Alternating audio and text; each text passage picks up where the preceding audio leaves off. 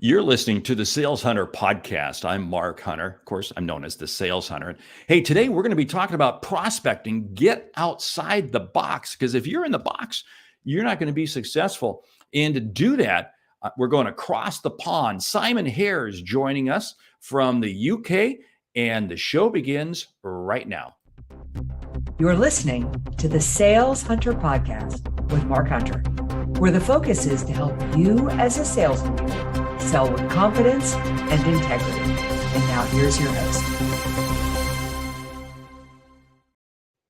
Hey, welcome again to the Sales Hunter podcast. We're excited to say we finished 2022 listed as the top new sales podcast by iTunes and Apple Music. That's really kind of cool. Thank you to the listeners for making it happen. And hey, if you haven't reached out to me to have me come and speak to your company, we need to do it. We need to make it happen. I was just over in Lithuania last week or 2 weeks ago now, and then heading to Japan. We got India, we got Singapore, we got a lot of countries on, plus a lot of stuff here in the US. But enough about that. Let's get our guest in here. Simon Hares, hey. Welcome to the show. How are you doing? Nice. Thanks for having me. Hey, I am excited. How long have we been trying to get you on the show? Too long. I've been playing hard to get, haven't I? Really? You have been playing hard to get. I mean, I've had people cancel on me, but not with the free. I just say when somebody cancels on me, they're pulling a Simon. You know. So anyway.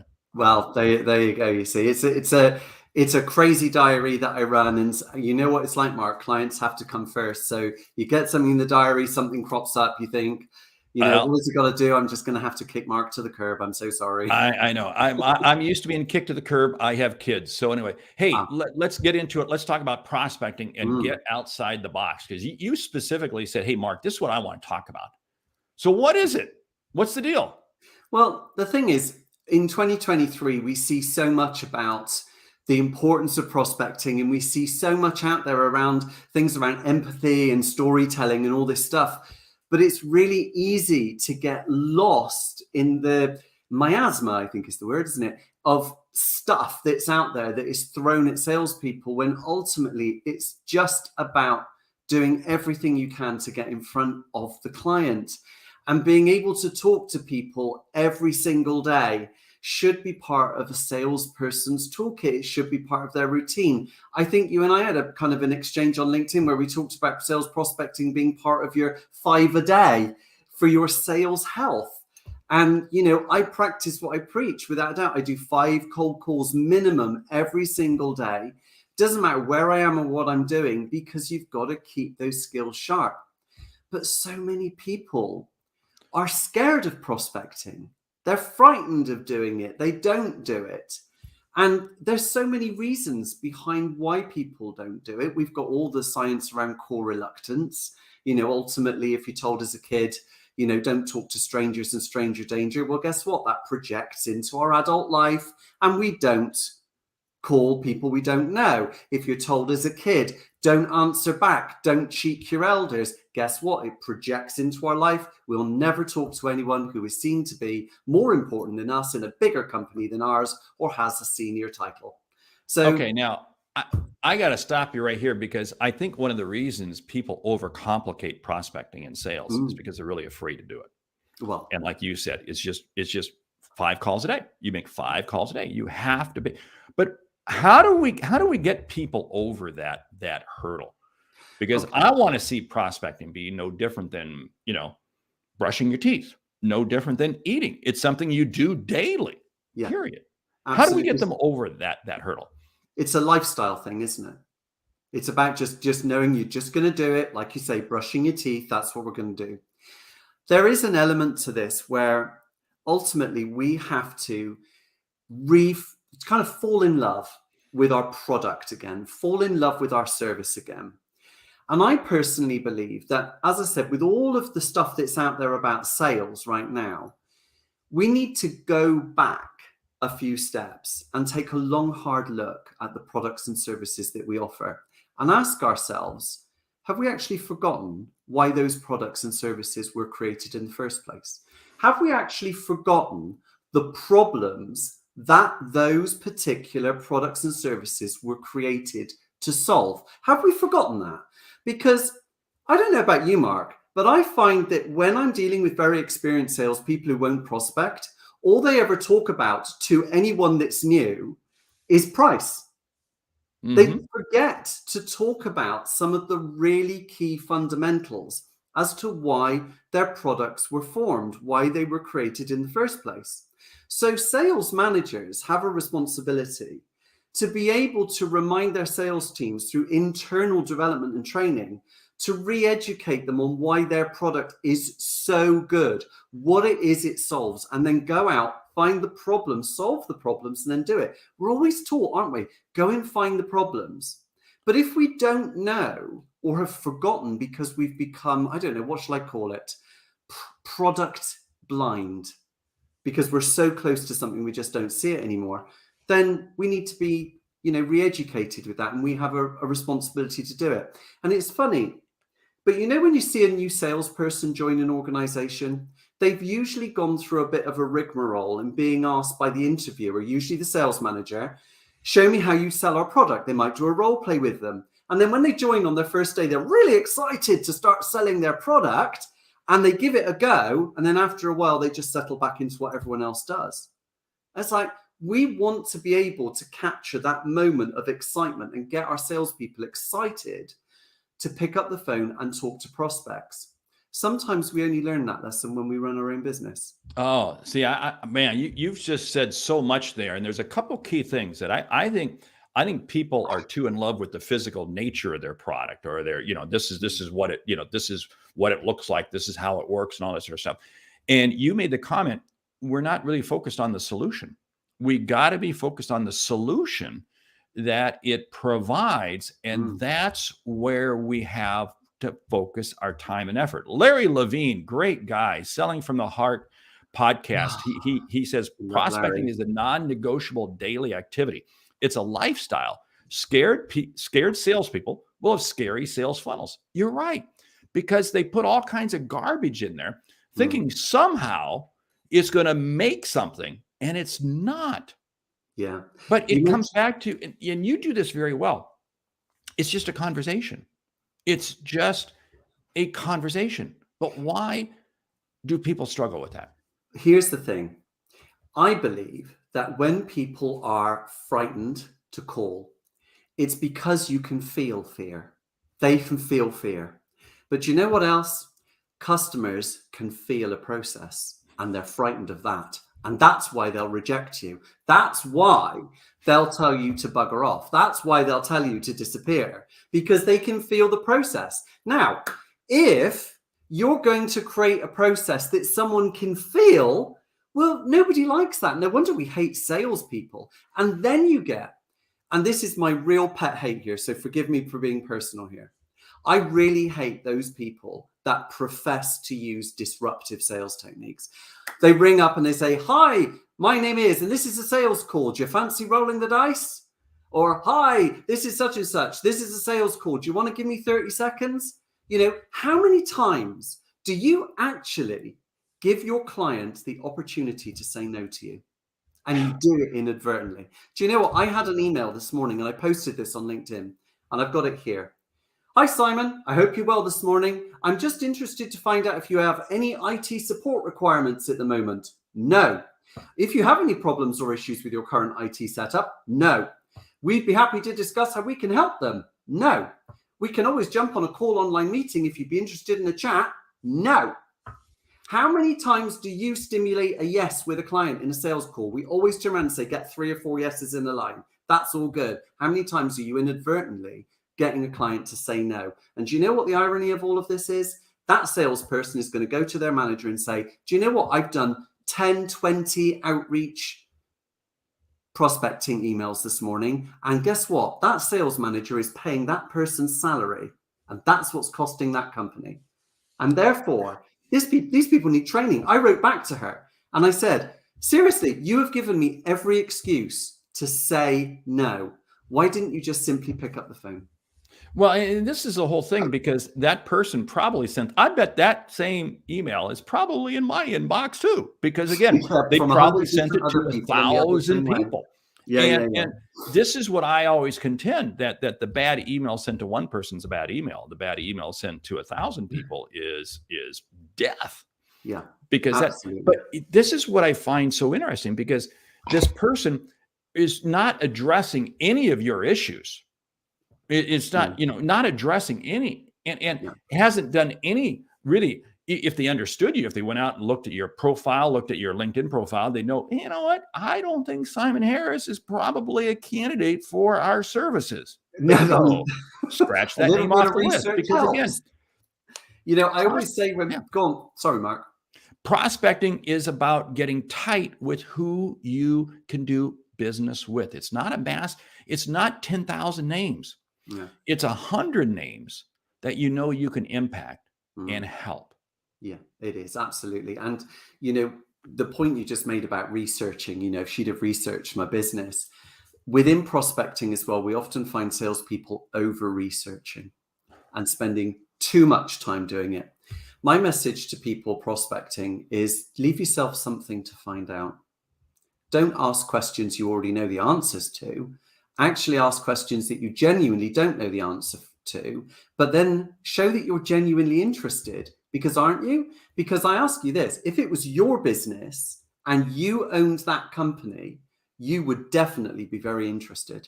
So wow, you just said so much there. And it really is interesting when it comes to questions and when it comes to, well, first of all, let's unpack this over research. I think salespeople over research because they're afraid to pick up the phone. They're afraid to make the call. Well, it's just something to fill time, isn't it?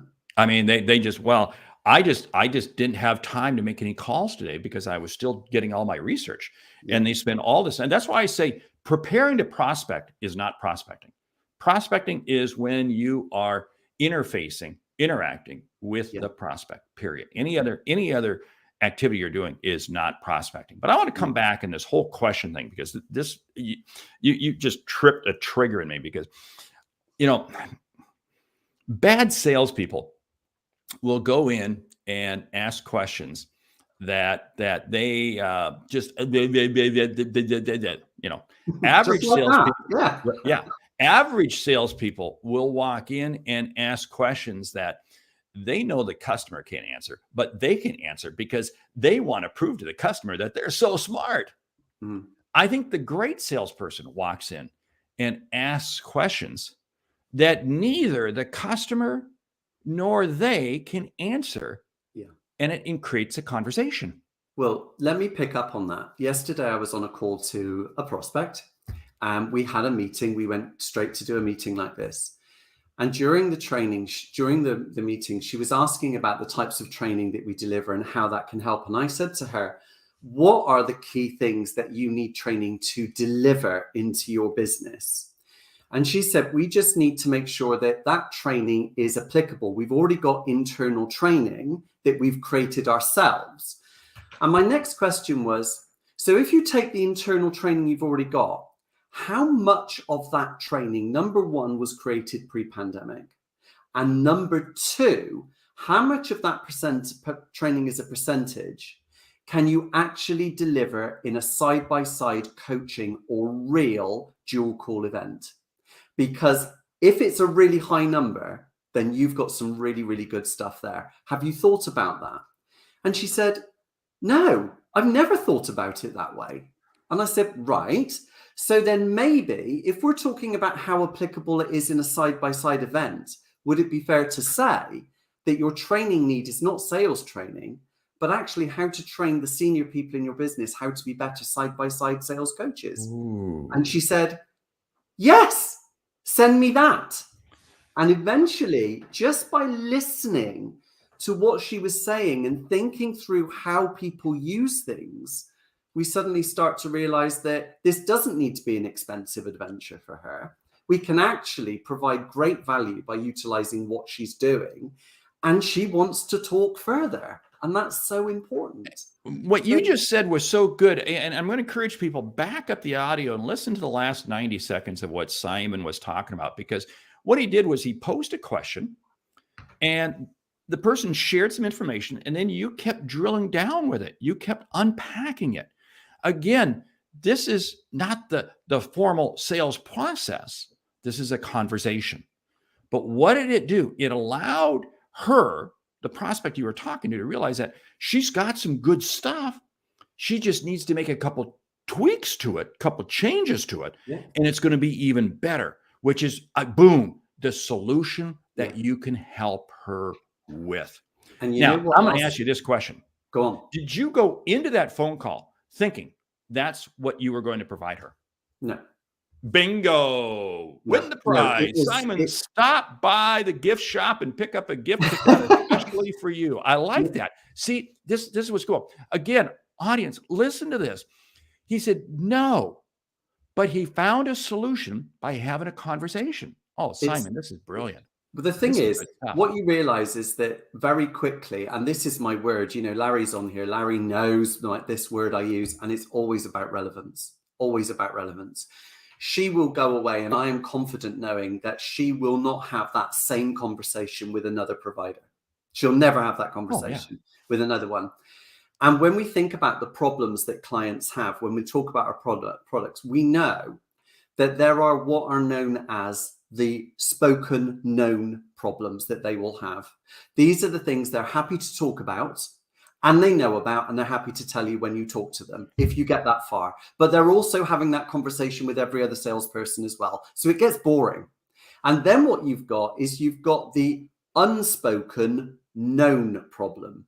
This is something they're not ready to tell you yet. Maybe they don't trust you. They don't know you. Your relationship hasn't gone far enough. You've only had dinner once. You're not on a second date. So maybe those problems don't come out yet. But here's the magical bit, Mark. The unspoken, unknown problem. This is the stuff that they don't know is a problem in their business. But as the conversation moves through, you start to pick up on things where you think, I've heard this before with other companies. And guess what? If they follow that trajectory, I think they could probably miss something here. Or I think I can help them with something they don't know about. And guess what? Then you bang on the money. And that's what happened with that particular client. This is known as empathy, but it's known as the deepest level of empathy. And when we talk about empathy, we've got 3 levels. We've got the first bit, which is the emotional stuff. I feel your pain, but you haven't necessarily gone through the experience. The second is experiential empathy, where we've definitely been through the same thing and we can relate.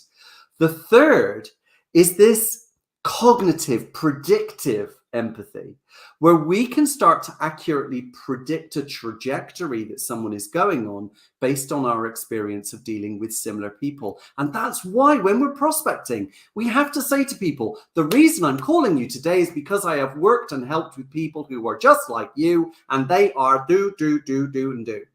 And what we've done is this. And suddenly you are relatable. What did you do? How did you do it? It's not the turn up and throw up routine. It is more scientific, deeper conversational discovery. And it will minimize your objections, and it will get that customer walking away going, that was worth my time. Oh, I love what you said there, because back up, you said 2 words that were really cool. The unspoken need. And it's not problem. Shared, the unspoken problem, because it's not shared because there's no level of trust, which is so critical, even in the prospecting phase. And you use the word empathy. It is so key, because if we are not seen as being relevant to the prospect, there's no chance of anything ever happening. And then that goes back to the bad emails that you read off at the beginning. That person's not relevant. Absolutely. And yet I'm going to challenge that person, because I don't think that person even knows how to be relevant if they picked up the phone. No. And that's the thing, you see, because they're all so focused on being different. Everyone is focused on being different. I have said this and called it from the hills so many times. Stop saying you're different, because everyone says they're different. Unless you are going to demonstrate through your difference that you can either make me money, save money, or reduce my risk. And every product will fulfill one or more of those. And I'll say that again. Make me money, save me money, or reduce my risk, as from a client's point of view. If you cannot do any of those 3 things, then you are not different, you're dross. That was a drop the mic moment as to what you are dross. It's as simple as that. Right. If you want to be relevant, you are in the moment right now, on trend in this moment, something I'm going to walk away and go, that was worth my time. When I sit in front of clients and say to me, what makes your sales training different? I look them in the eye and I say, nothing. Sales training is sales training. It's all the same stuff. It's just the magic is in who delivers it and whether they're relevant. And I say to my clients, what makes me relevant is that I have been selling for years, more years than I care to remember. I've bought over those years as well. And not only that, I feel the pain that your salespeople go through every day. I'm on this roller coaster ride right at the front with my arms up, screaming like a banshee. I'm there with you. And what's better? I'm doing it every single day. I'm cold calling every day. So therefore, I'm relevant. That's what makes me relevant. Customers don't expect you to say that, because everyone else, when they say to them what makes their sales training different, is they come up with some excuse or another, in the same way as other people will be asked the same question in different sectors. What makes you different? Oh, well, we do this, we do this. And guess what? They've heard it 50 million times from every other provider. So you really got to think about, what is it that makes you truly relevant? Now, if we want to talk about relevance right now, and we're talking about prospecting, let's start thinking about a strategy for prospecting right now. Let's start thinking about that. So when we start to think about a strategy for prospecting, I believe just like charity begins at home, sometimes prospecting begins at home.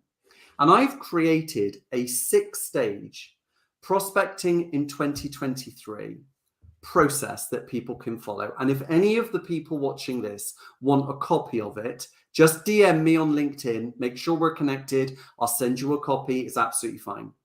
But it's about sales fitness. Sales fitness. And I call it ripped. Get people ripped for sales in 2023. Your prospecting needs to start internally. Look back. The R of ripped stands for rescue. Go back through your CRM. I wonder how many times you've pissed off a client. I wonder how many times a client's been unhappy with what you've delivered and you've just let them drift away, thinking that their final no meant never. Are they rescuable? Do that. The I of ripped is invest in yourself. Dig out those training notes a little bit. Dig out all the stuff you're doing. Learn something, read something, talk to people, share, invest in yourself. P, first P, protect the clients you've already got.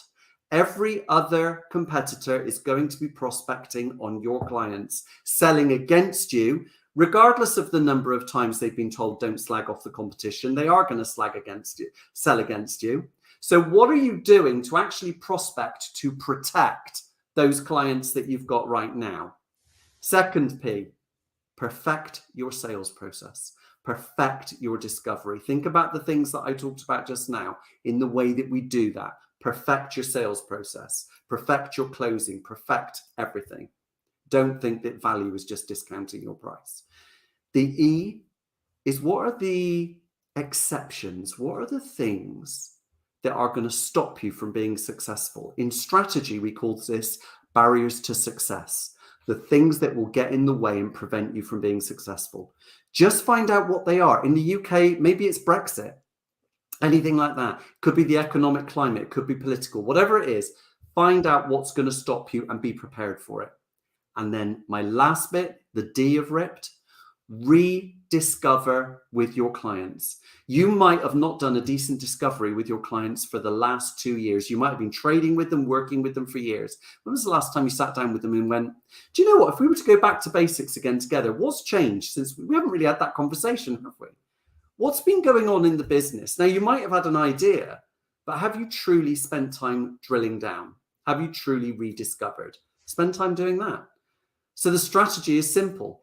Rescue the clients that you've lost, invest in yourself, then protect the clients you've already got, perfect your sales process, think about the exceptions that are going to get in the way, and then rediscover stuff from the people you need to reach. I love it. Straightforward. I love it. Hey, we are out of time here, Simon. You have dropped so many mic drop moments on this episode. Thank you so much. How do people get in touch with you? Serial Trainer 7? That's right. Serialtrainer7.com. You can reach me there. You can definitely catch me where I hang out most, which is on LinkedIn. And as I said, if any of people want to, hello, Olivia, we love prospecting too. And if anyone wants a copy of that tear sheet for the RIP strategy, I'm really happy to DM it to you. You can have that anytime you want. And we'll put some contact information in the show notes for people. So, hey, with that, we want to say thank you, Simon. Thank you so much for being on the show. We want to say thank you, the audience, for listening. And my gift to you is my ebook on prospecting. Very appropriate. Jump down to the show notes. There's a link in there for you to go ahead and grab that, and make sure you grab Simon's content also. Hey, each week you get 2 shows from me. One, an interview like this, and the other episode is a short episode, about 8 or 9 minutes, where I dive into one topic. What's the Sales Hunter Podcast? It's your source for insights and strategies that you can use to take your sales to the next level. I'm Mark Hunter, the Sales Hunter. Simon, thank you for being with us, and we'll see you on the next episode.